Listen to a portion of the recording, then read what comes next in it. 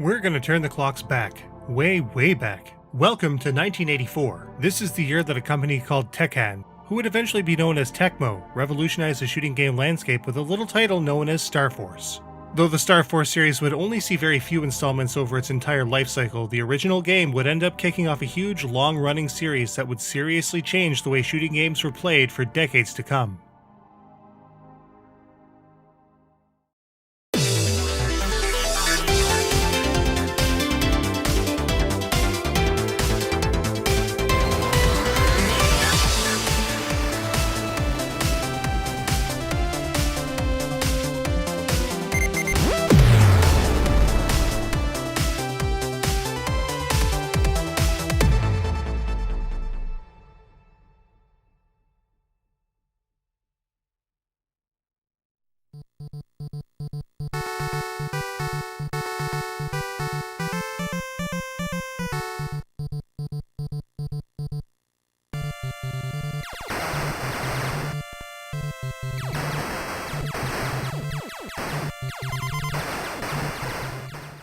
Star Force was originally released to arcades in 1984, before being ported to the Famicom in 1985 and published by Hudson Soft.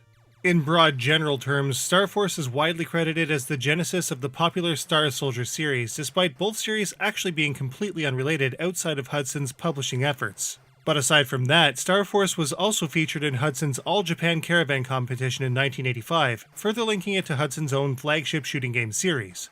The All Japan Caravan Festival would also give rise to new terminology that would be applied to games with the kind of nuance that Star Force popularized. From 1985 on, they would be known as Caravan Shooters. How did Star Force shake up the game? Let's take a closer look.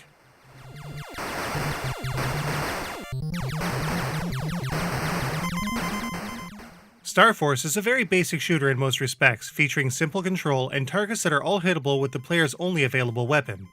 8-way movement gets the player's ship, known as the Final Star, around the screen at a fairly even pace. In addition, shooting is mapped to both the A and B buttons on the Famicom controller. Shots are not rapid by default. One single shot is fired at a time as the button is held down. Instead, multiple shots, up to 3 at once on screen, can be shot by rapidly pressing the fire buttons. A very fast trigger thumb is needed to take out targets that need multiple hits. Players can also graze enemies while firing to hit them, and this is known as the side attack. Shots fired only travel forward though. Enemies will appear from the top of the screen in groups, and each behaves differently in terms of movement and fire. Some require patience to defeat, as they'll get more hit points before becoming shootable if they are attacked beforehand. Others can clear all other enemies off the screen when they're destroyed. Knowing how each one behaves is critical for players to make it as far as possible through what will eventually become an unlimited stage set. Each stage presents a number of enemy waves and a boss target at the end of the level, named after a letter of the Greek alphabet. There are a total of 24 main stages, with a 25th Infinity stage to keep the good times rolling. To make things a bit easier, Star Force also adds power-ups to the mix. Shooting a small satellite-ish enemy will reveal an add-on called the Parser, which attaches to the Final Star for increased fire rate and faster speed. If a player is killed though, the Parser is also lost, as will the fire rate and movement bonuses with it. The Parser is triggered after defeating a powerful enemy known as the Larios, and multiple Larios will appear throughout the game. That's all there really is to Star Force. The game can get to be a bit on the tedious side with such a huge amount of stages that resemble each other so closely. The bosses are all very samey as well, which gives the end of each stage quite a bit less mystique.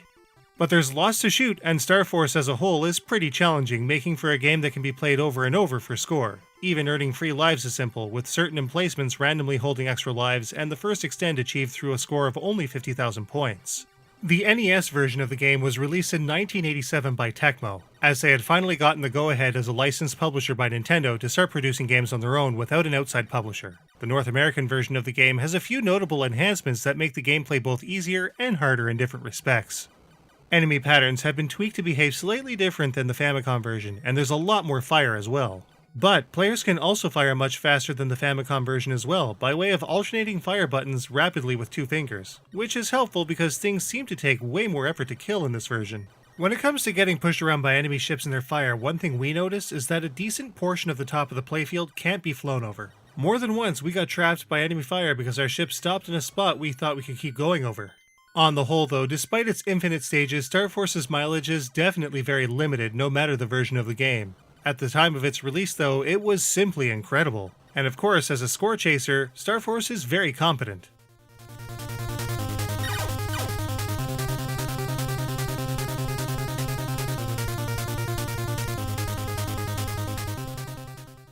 Because everything in Star Force has a set score attached to it, simply destroying everything a player can is the key to getting the biggest scores quickly. There are also bonus tiles with both uppercase and lowercase b's on them. Destroying them all will net the player 10,000 points for both upper and lowercase tiles, for a total of 20,000 possible points after the stage is cleared.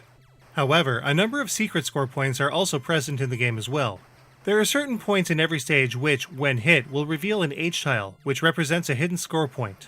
They take a few hits to eventually be destroyed, but they will reward players with 2,000 points. The Larios can also be defeated before assembling, but only after it briefly flashes. If killed, players get a bonus of 50,000 points. But it'll be worth considerably less once it combines.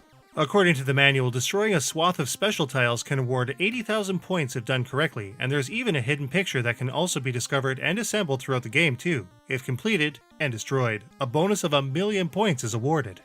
Given its infinite stages, playing for score is the main point of Star Force. With an unending amount of levels to work through as well as a huge amount of secrets, it feels pretty engaging despite Star Force's simplicity and slightly boring level structure.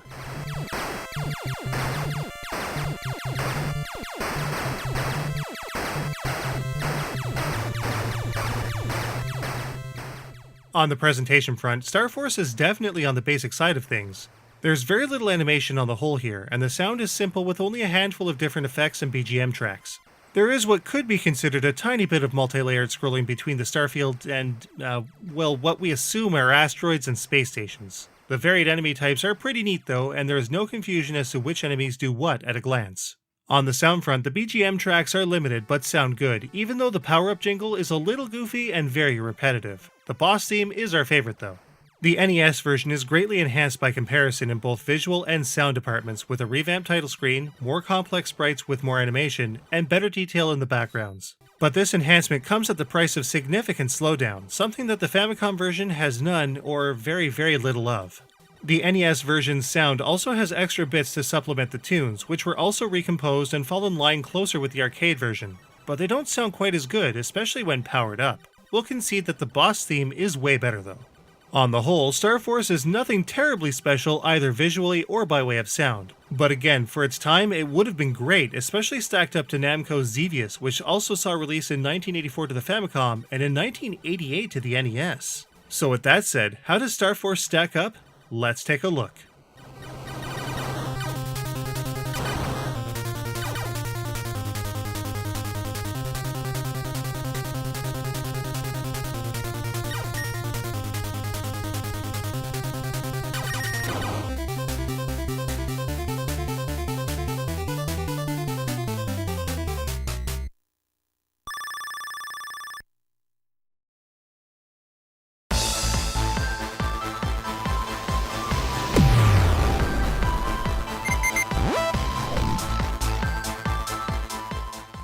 Controlling the final star in Star Force is adequate. There's a small but significant section at the top of the screen that is not traversable though.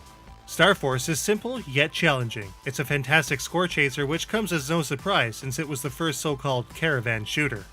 At 24 stages plus the 25th infinite stage, there's a huge amount to play in Star Force, if you're a player that has the skill, but it comes at the cost of being a bit boring as the very similar stages drag on.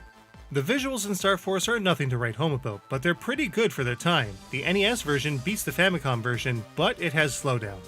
Sound-wise, both versions of Star Force have their strengths and weaknesses. We prefer the main BGM tracks of the Famicom version and the boss theme of the NES version. When it comes to ingenuity, Star Force is a pure trailblazer with obvious traits that would make their way into Hudson's own Star Soldier in 1986. It's ridiculously simple by today's standards, but insanely innovative at the time of its release. On average, you can nab a loose copy of either the Famicom or NES version for $10 US or less. It's an excellent value if you like your Caravan shooters light and simple.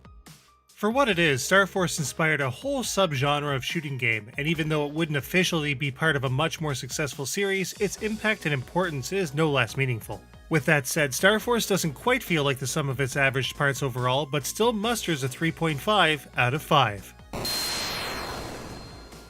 You can get a copy of Star Force on the cheap online at auction, but as always, its price will fluctuate with completeness and condition. Star Force is pretty neat, but Star Soldier is even better. It's something I've been itching to cover all at once, even though we've taken a look at Star Proroger and Star Soldier Vanishing Earth before. And what about vertical force? Well, we'll see about that. In Volume 2, we take a look at the first game that Star Force inspired, Star Soldier for the Famicom and NES.